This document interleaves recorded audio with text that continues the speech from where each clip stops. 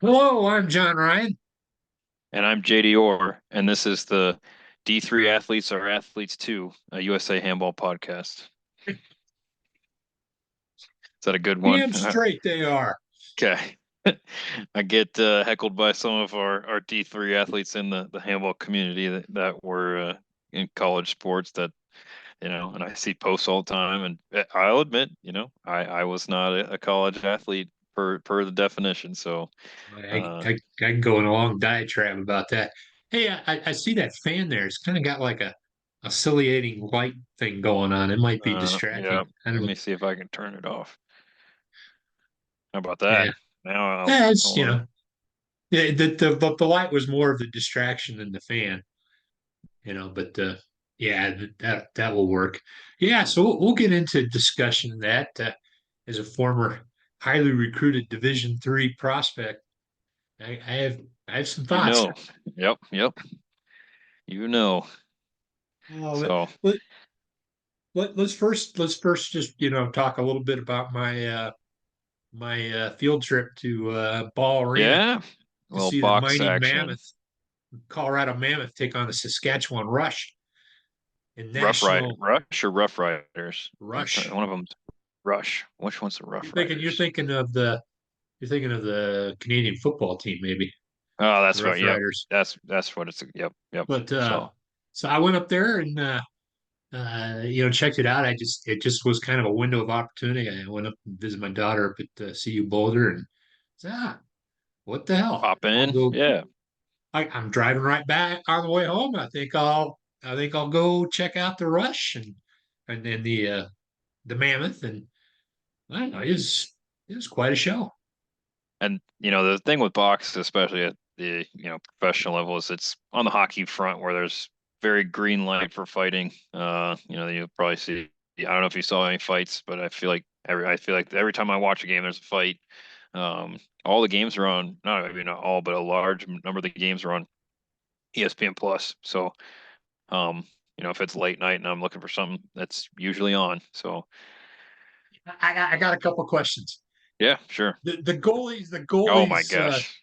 is It's it like a set size that everybody has um to wear the same uh, chest thing? yeah. So, I So don't like know if it's a if you were like a skinny guy, you would which still most get of the them big are. huge. Yeah. Yep. You'd still get the big huge. Yep.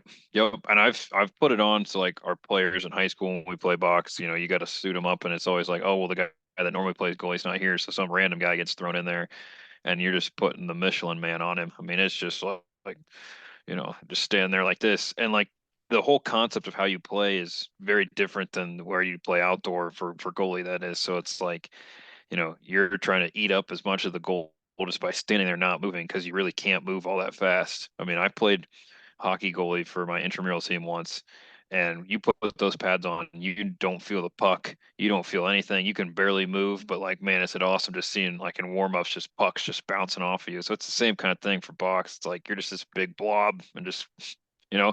So when you see them go to throw, it's like they can barely do any movements. Yeah, So and they're not yeah. they're not big guys. Like I think Blaze doesn't even play goalie in box, but But oh, why didn't they just make I've had the same thought and I think it's one of the things that handball has done really, really well for all the sports that have a goaltender, mhm, in that it is, um, it's still challenging to score a goal, but it's not ridiculously challenging. You know, right, so a handball goalkeeper has more failure than any other goalkeeper in any match, any other goal game that I know of, and it's a better sport because of it. Why the hell don't they make hockey goals just like half a foot wider on each side, or a lacrosse goal? yeah. Or am I missing something here? I don't know that you're missing anything because I know when I played box lacrosse growing up, it wasn't even box, it was just indoor. So we played with a normal sized lacrosse goal, and it was just a bloodbath. I mean, they're just goals because balls are flying off the walls, you're picking up, score it. So you miss a shot, boom, it's right back. Oh, It's okay, not all like right. there's a delay. So it's I think just a box thing, but like even outdoor. Um, I don't know that the goal is the problem as much, or the goalie as much it is just the defense and getting the shooting up, the scoring opportunities. So there's a lot more like in your way, I'd say, than like obviously handball. Like you get past your defender, it's the goal and the goalie. But like lacrosse, usually if you're shooting up top, there's going to be, your defender, another guy's defender, and then maybe another guy defend another defenders with the stick in the way. So there's like three or four different things in the way between you and the goal. You wonder where they get the size for different dimensions for the different sports. I mean, what if handball was a foot shorter on Yeah, either side? Or yeah, I don't know, with 17 centimeters for our yeah. European Whatever the listeners, yeah whatever, translation. or a foot wider. I mean, to me, it's like, okay, there is a spot where you can shoot that the goalie ain't gonna get that, Yep, but you got to get to that spot. And then there are a whole lot of areas where, depending on the quality of the goalkeeper, he can he can get that stopped. But no matter what, even me at age 50 something, I can still score. I could score on Wolf on a yep. on a fast break. It's somebody figured out what's the right The dimensions, perfect and handball has proportion. it Yeah. perfect as far as I'm concerned. And it's interesting, like you go to Europe and you go watch some youth games, and they put like a big, block hanging over top of the goal to make it proportionate size for the kids. So it's like they got all the answers. So yeah, I don't know that they do that in hockey or soccer. I guess they just have smaller size goals entirely. But um, yeah, I think like if we made the handball, I've never done handball with a bigger net. I've done it with smaller nets, and it's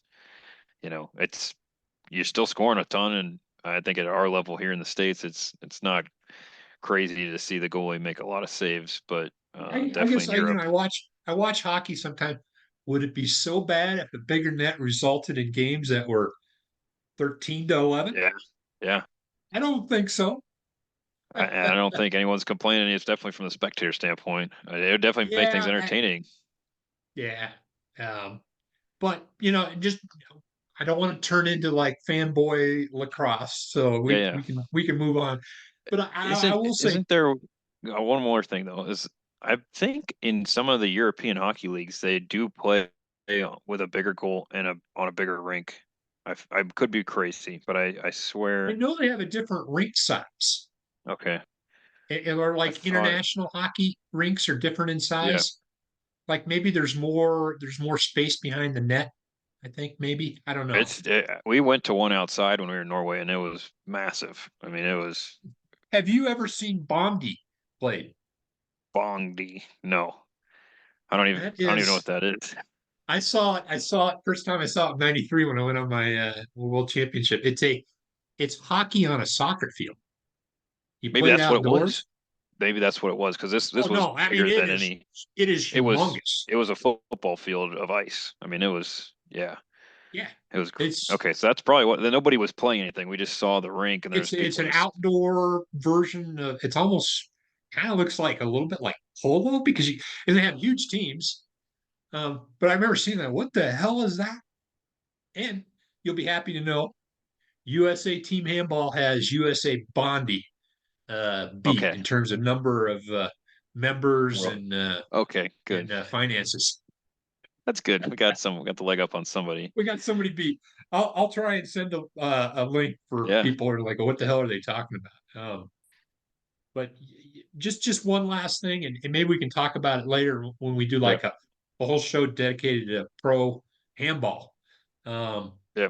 what a kick ass presentation they had, at that ball arena. My goodness. Um, eh, we we Americans we know how to Put on a present. show. Yep. Holy crap. That was What was the entertaining. audience? What does the audience attendance look like? You think? That's another good thing I should check. They had the upper deck, the third level closed, Okay, but there weren't a whole lot of empty seats. I mean, so maybe in like that lower level, 4 or 5 thousand at least, yeah. Oh yeah. yeah, easy. For what night? Was this Friday It was a night Saturday then? night. It was a Saturday Saturday night? night. Okay. So I mean, Yeah. it was a decent crowd and shit. I mean, tickets were I think I ended up paying like 50 some bucks. Okay, You so they know, weren't super cheap. they weren't super cheap. I could have gone further back. I said, hell, I'm gonna sit closer and whatever. Um, well, let's move it on. Tell Yeah, us about but travel your travel agent experience yeah. this week, JD. So shout out Max Littman for saving the day here a little bit. But so I get a text from one of our freshmen who said, "Hey, have you talked to Max about our flights for Friday?" And I was like, "No, why should I?" And he sends me a screenshot of his phone saying that our flight was canceled. And I was like, yeah, let's get to the bottom of this. So Lufthansa is currently on a strike, or they're not currently, but they have a scheduled strike from the 7th to the 9th. We were going to be flying out on the 8th. So they canceled, I think it was like 200 some thousand flights. I mean, it was not a small number. Max called, he's on the phone with them, blah, blah, blah, blah. They said, we will refund you the full amount. We will even let you rebook from the same destination, from the same departure to the same destination. No additional fees, so if you want to pick a different day. And so we were looking at, I got everybody, I'm at work. I got everybody on a quick Zoom. We said, hey, here's the situation. We can either cancel our trip, we can either go to my condo in Florida, we can try to go to a different destination, or we can change the dates. And at the time, we were looking at dates, and it was like leave Monday, yeah, or leave Sunday, arrive Monday, depart Friday. And we're like, that sucks. We're not spending this money just to go there for like, what would be like 2 or 3 days, basically. So we kept grinding, and Max was able to find a Sunday to Sunday situation. So got it all changed, got everybody taken care of, except yourself and Bob. Bob had booked later, and he booked out of Chicago, and so he was not flying Lufthansa. He was flying Air France. And it sounds like you're flying somebody else. So you guys will still get there on Saturday, and we won't arrive till Monday. So a little bit of an off schedule situation, but I think we'll still Well, make it work. I'm gonna keep myself entertained. I'm thinking about going to see Gior play DVSC. So that's the second and third team in the Hungarian league, and Gior is, you know, Yeah, historically been the very best club team. So not a huge fan of women's handball. Not as big a fan as I am of I if this yeah, Prem was scheduled, I would be yeah. like That'd be there in a perfect. heartbeat. But with the international week, I'll have to readjust and make plans accordingly. But So what's funny with the women's handball is that we actually, when so every Wednesday before practice, we do film for an hour. And if we didn't play recently, we'll go back and watch a women's Champions League match just because it is at a different speed that I think the guys are more easily able to watch kind of how the defense moves, how the offense sets up plays and things like that. So we actually watched quite a bit of women's handball. So uh, we've watched Giro a couple weeks ago. We watched Esbjerg. So Vipers. We got a good little mix of the women's ball games. all right. But Well, things happen. yep, Good on you guys for figuring that out. adapt, Wouldn't that have been the survive. worst damn thing to Oh show? my God.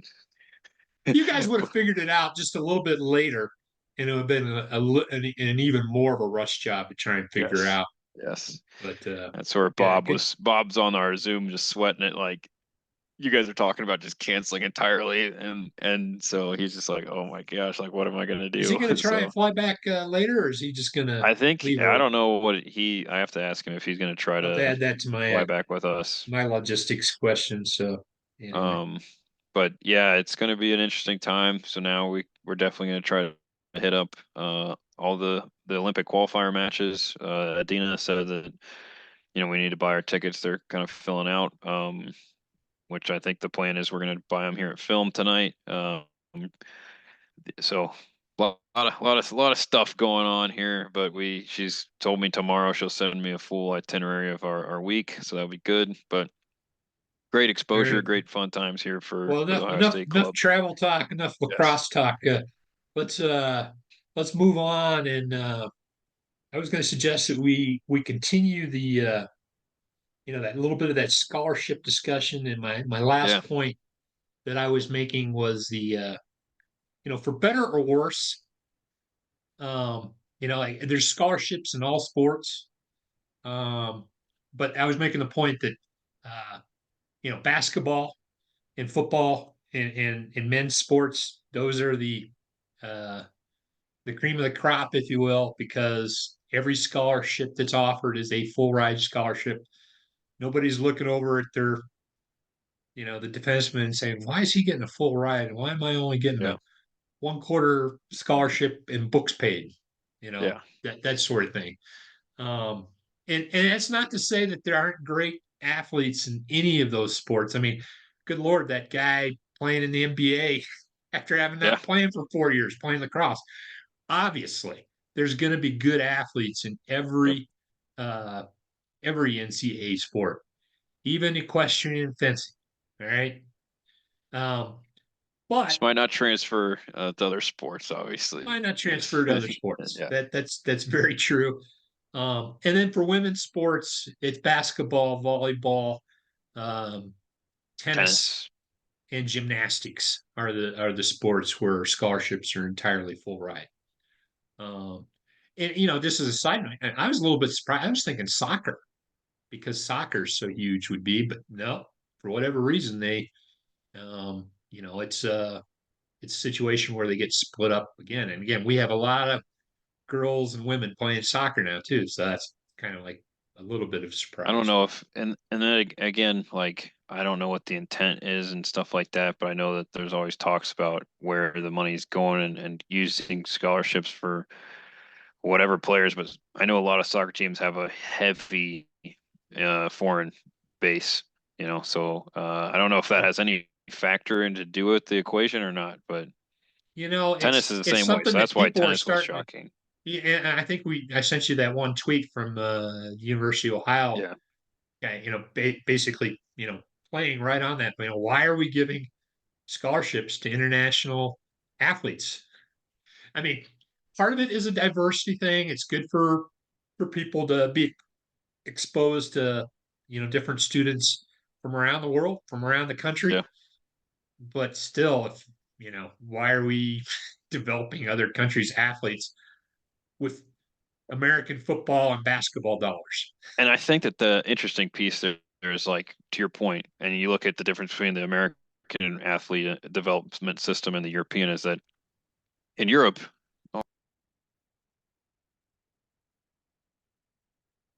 No, we lost JD here.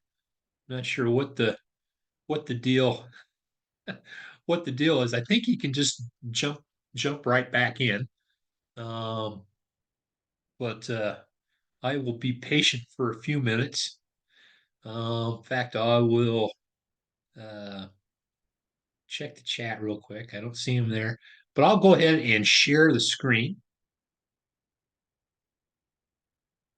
Let's see here,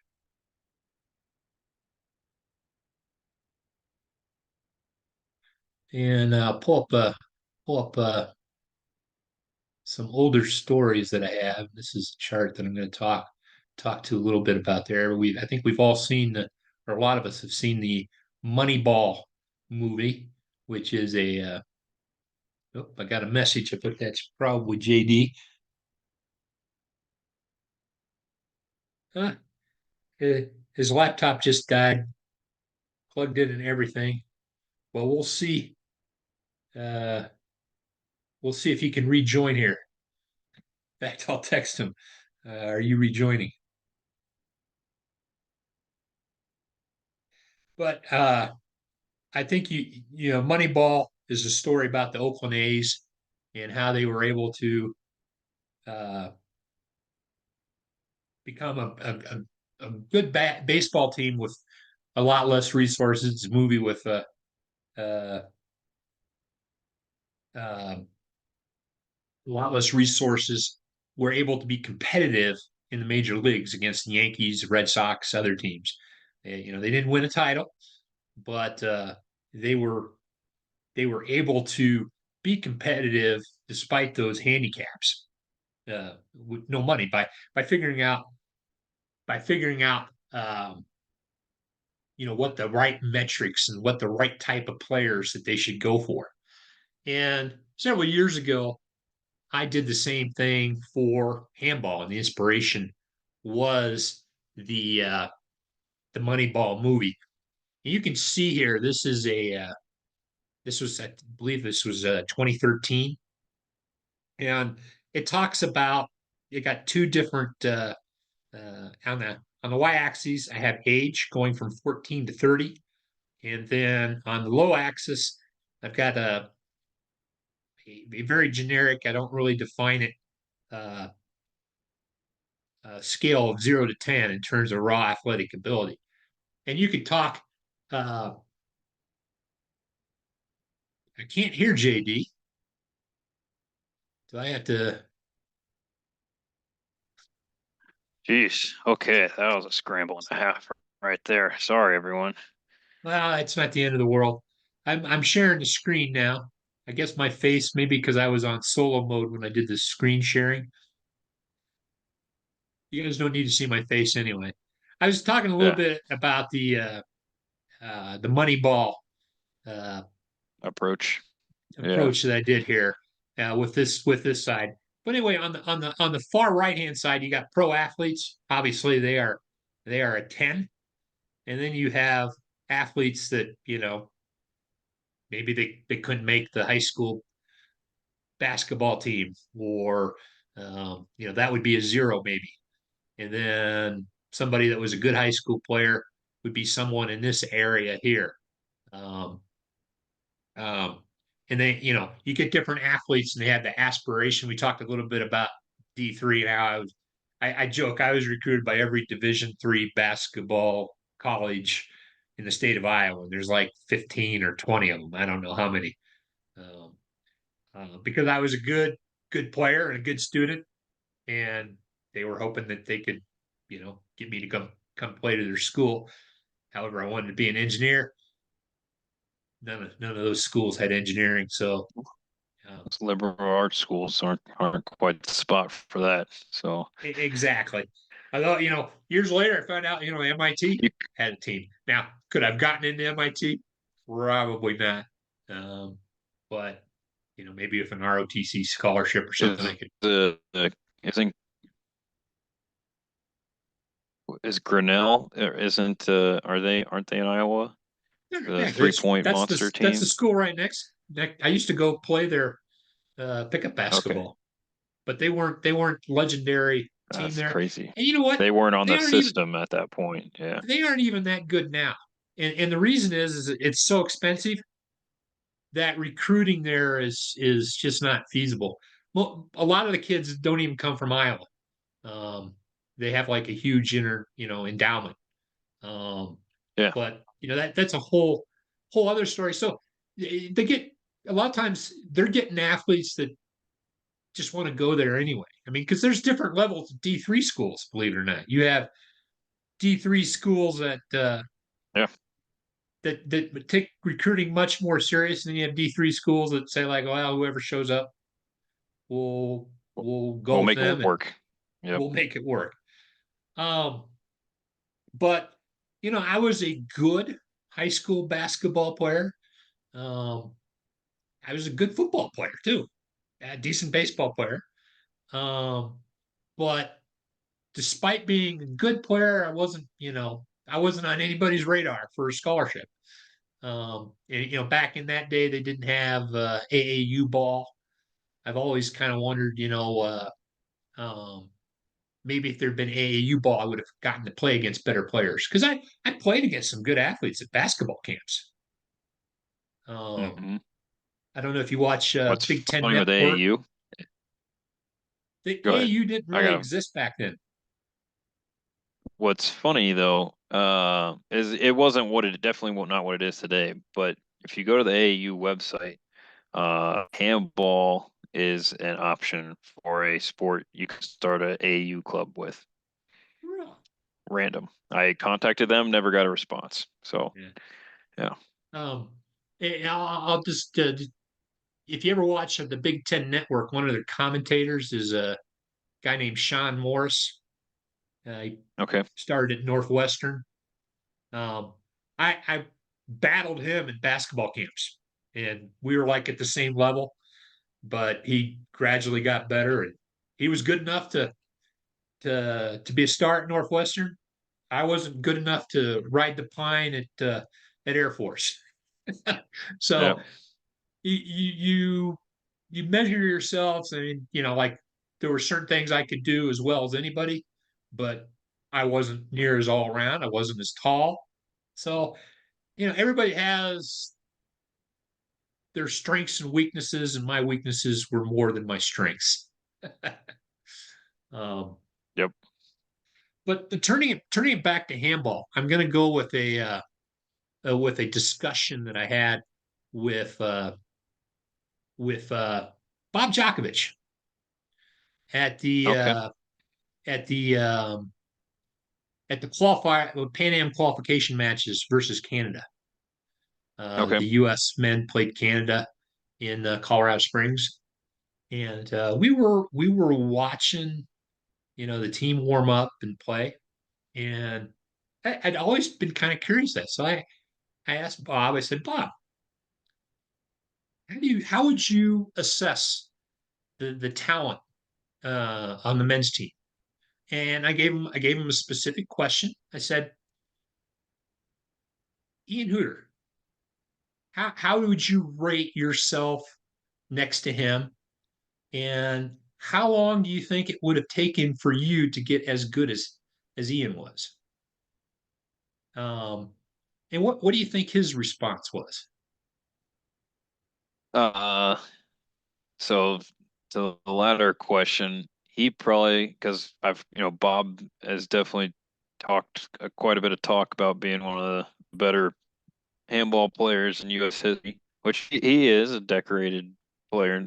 I would say he probably said that he's was maybe just a few maybe months behind Ian's level, something like that. I don't think he would have said years. Uh, but as far as like rating, Ian's level overall, like you wanted to get like number 0 to 10 or something like that out of No, no, I what Ian, wanted I where he wanted to. thought, Yeah, I'll give you the answer. And first, okay, let me I'll give you my assessment too. And first, yeah, would you say would you say that I am a Bob Djokovic fanboy? Uh, no, not particularly. So we're not the best of friends. yeah, yeah. Uh, but but Both went to Air Force, and that's probably where it stops. well, both engineers. I And mean, maybe both probably engineers. probably Sorry. more Yeah, yeah, probably more in common than either of us think. But uh, he said it would have taken him 2 years to get better than Ian okay. from That's graduating from joining the like a residency program type yeah, situation. And I would assess that he's probably about right. yeah. Um, I mean, that's way maybe longer than I would have expected him to say. So he's he's not a dumb guy. He's a smart guy. I I mean, I just feel like there's a lot of cockiness from that well, era. that I guess was is my about ready to point. be my So next word was cocky or arrogant. And he yeah, certainly comes across as that. Are probably what made him a pretty damn good player too was that competitiveness. Um, he like I said, when I played him, he was starting to get older, but you could tell like, damn, this guy would have been pretty good when he yeah, played. And that was the consensus from anybody that you talked to him. But yeah, he for maybe a little quicker than Ian, very savvy type player, good moving the ball. But yeah, overall, a better center back than Ian, who's Yeah. pretty damn good too. All right. Yeah. Ian's right up there. Um, so I look at that as uh, kind of an indication. I look at like some of the athletes that we got to play handball in the 70s and 80s and 90s. Because even in the 90s, we were starting to tail off a little bit. And going back to the Hmm. Division 3, Division 2, Division 1, um, they're they screw up. Evaluating talent is hard. There are athletes that play in the lower D2 ranks or the lower D1 ranks, D2 ranks that are now starting to make headway. Yeah. I don't know if you've seen Dalton Connect play for Tennessee. Yeah. Um, he played JUCO ball in Northern Colorado, and now he's a star at Tennessee. Might even be a lottery pick. And some people whiffed on him, in terms Yeah. of recruiting him. So mistakes are made. Drew Darling, you know, Yeah. nobody recruited him for anything. He also grew quite a bit, which is also what Dalton It's Connect did. a big So factor. people get better, people's bodies change. Derek White for the Boston Celtics. He played at UCCS. Yeah. You know, Yeah. look at him now, starting for the Celtics. So mistakes are made, but on the whole, athletes end up in D1 because they are better athletes. Um, Yep. that's just the way it is. Especially in the Um, sports like basketball where there's not as many spots. Like football, you can be a try hard and a grinder and stuff like that. There's a spot for those kind of people. But like basketball, like if you just don't have the skill, like we don't have time for you kind of thing. So well, sure, yeah. With football, you got a little different dynamic in that they need a lot of players. But yeah, I'm telling you, programs like Alabama, now Tyree, it was competitive to make that team as a walk-on because they can't have 400 people practicing. They only have, I think it's like a yeah, limit of 100 and some players, and yep. you've got to For be a good perspective, athlete. he was I think a quarterback in high school and he ended up playing wide receiver, at Alabama. So you find a way to fit yourself into the squad. And there's little doubt in my mind that Tyree would have been a great D3 quarterback. You know, I'm sure Yeah. he would have caught on somewhere if that was in his overall goals. Um, but I guess that's my point. When I look at the U.S. men now, and I'm trying to figure out, oh, what's the level of talent? In fact, I will share the screen again. Uh, there's one of my all-time favorite favorite quotes from the USA Team Handball webpage. Oh boy. Let's Oh go boy. back. Let's go back a little bit. See if I can find it. Oh, here we go. This is from Dave Gascon when he was then the acting Oh, USA general manager. And here he goes. We will no longer be yeah. the doormat of the Western Hemisphere. Simply put, there are thousands of blue chip American athletes who would love to represent the United States in international competition. So while we are committed to grassroots programs to develop team handball with the youth of our country, we are going to systematically go after those 400,000 NCAA athletes who go professional in something other than their scholarship sport after graduation. Um, all good in theory. Um, It's a big number too. That's it is a numbers game. Um, but I don't disagree with him on the blue chip athlete conversation. I mean, that's where, when I first recruited Bolte, when we were first getting him into the team at Ohio State, when I told him to Coach Hedin and Andreas Hertelt, they were both just like, "Oh my gosh, blah blah." I'm like, But Bolte's, just a regular Ohio, corn-fed, Ohio guy, like just like you would say in Iowa. I mean, it's not like there's not a million of these guys out there. We just have to find them. Yeah. But I guess my point, this while that may be true, that there's certain programs, certain sports are more blue chippy than others. True, true. Was part of that. And the problem that we have now with the U.S. men's team is that I would assess if I was to take a look at the athletes as a whole, and I was to like look at them from, how would they compare? Like if their chosen sport was basketball, where would those athletes fit in among the uh, you know 600 or 700 schools that played basketball in the NCAA? 300 some Division 1, maybe 150 some D2, and then maybe 200 or 300 D3. I don't know what the exact numbers are. That's just off the top of my head. Yeah. Um, I've got my thoughts. Where do you think that fits in? I think it really depends, because there is such a range of like D1 in particular. Like I think a real like I don't want to say absolute bottom of the barrel, but definitely bottom maybe 10% of D1 would be your best case. But I think they could fit into a nice D2 team, like a pretty solid D2 team. So, I look at random D1 teams like a Fordham or a Merrimack or Farley Dickinson and stuff like that, where just throw together a hodgepodge group of big guys and hope for the best kind of thing. Yeah. Yeah, I concur with that. I think that the talent level is a low Division 1 basketball team, high Division 2, with the added caveat is we're getting those guys for more than 4 years. They are if you took Fairleigh Dickinson and you kept them playing basketball somewhat together as a group for 10 years.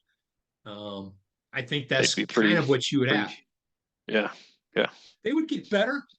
They would never get to the point where they're going to go, beat Iowa State, my mighty Cyclones, top 10 team. Um, Crazy they could things happen probably in knock March. off Ohio State, Yes, especially in the months of January and February. So anything depending on goes who's with high coaching school them. basketball in those months. Yeah.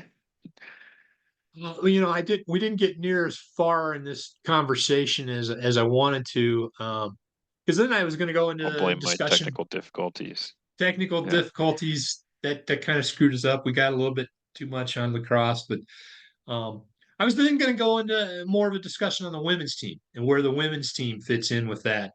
And it's a different discussion and a discussion I think for another time and place. Maybe we'll have a few beers in Hungary and live chat. show in Hungary. Oh, a live Yeah, show, even better. yeah, we do a live show right from Hungary, right from Tatabanya. Excellent. Well, we're running out of time, JD. We might just have to do that. For Okay. JD Orr, I'm John Ryan, and thanks for listening.